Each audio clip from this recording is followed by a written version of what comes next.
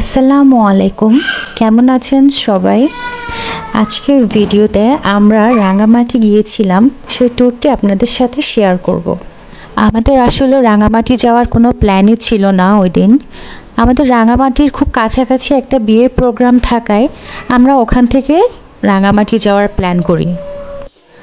যেহেতু আমি চট্টগ্রামের মেয়ে, আমার জন্ম হয়েছে চট্টগ্রামে, আর আমার গ্রামের বাড়ি হচ্ছে বেতবুনিয়া, যেটা রাঙামাটির খুব কাছাকাছি। তাই আমার প্রায় যাওয়া হয় রাঙামাটি, কিন্তু এভাবে কখনো ভিডিও করা হয়নি। আর কী বা ভিডিও করব, আশেপাশের পরিবেশ দেখতে দেখতেই তো সময় শেষ হয়ে যায়। আশেপাশের পরিবেশটা যে এত সুন্দর, এত গাছপালা, পাহাড় পর্বত, মাশাআল্লাহ, আসলে নিজের চোখে না দেখলে বোঝাই যায় না। ভিডিওর ফাঁকে ফাঁকে তার সাথে কয়েকটা ছবিও তুলে ফেললাম। তার মধ্যে আমার ছোট ভাইয়ের বউয়ের সাথে কিছুক্ষণ দুষ্টুমি করলাম। যতই দেখছি ততই মন ভরছে না, আরও দেখতে ইচ্ছে হচ্ছে। চোখগুলো মনে হচ্ছে যেন শীতল হয়ে যাচ্ছে। এরকম পরিবেশে আসলে মনে হয় যেন জীবনের সব ক্লান্তিগুলো এক নিমেষেই চলে গেছে।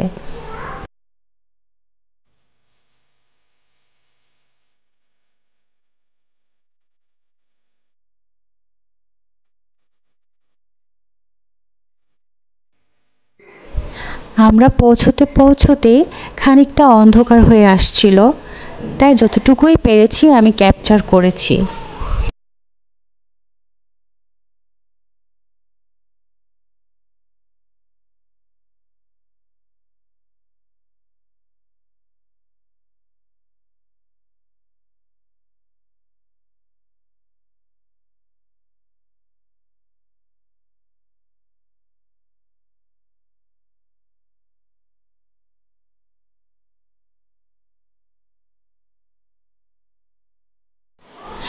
এখন যেহেতু শীতের সময়, তাই খুব তাড়াতাড়ি অন্ধকার হয়ে যায়।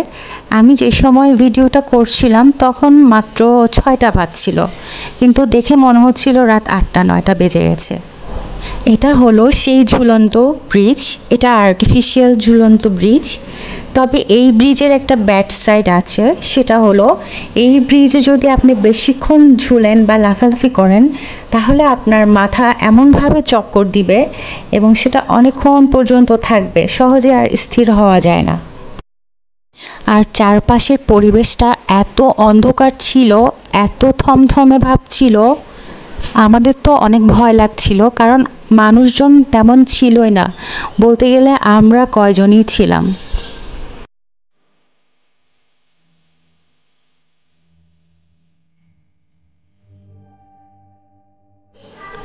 আর এটাই হচ্ছে সে লাভ পয়েন্ট, যেখানে দেখলাম মানুষ হাজারো তালা ঝুলিয়ে রেখেছে, কিন্তু আসলে এর ব্যাখ্যা কি সেটা আমি জানি না।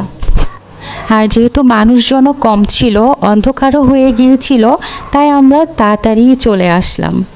ইনশাল্লাহ নেক্সট ডে আমি আপনাদের জন্য আরও ব্রিফলি ভিডিও করার চেষ্টা করব। সবাই আমার জন্য দোয়া করবেন, আমার ভিডিও দেখবেন, অ্যান্ড আমার চ্যানেলটি লাইক অ্যান্ড সাবস্ক্রাইব করে দিবেন। আর অবশ্যই কমেন্ট করবেন, কারণ আপনারা কমেন্ট করলে আমার কমেন্ট পড়তে খুব ভালো লাগে। সবাই আমাকে একটু সাপোর্ট করবেন। আল্লাহ হাফেজ।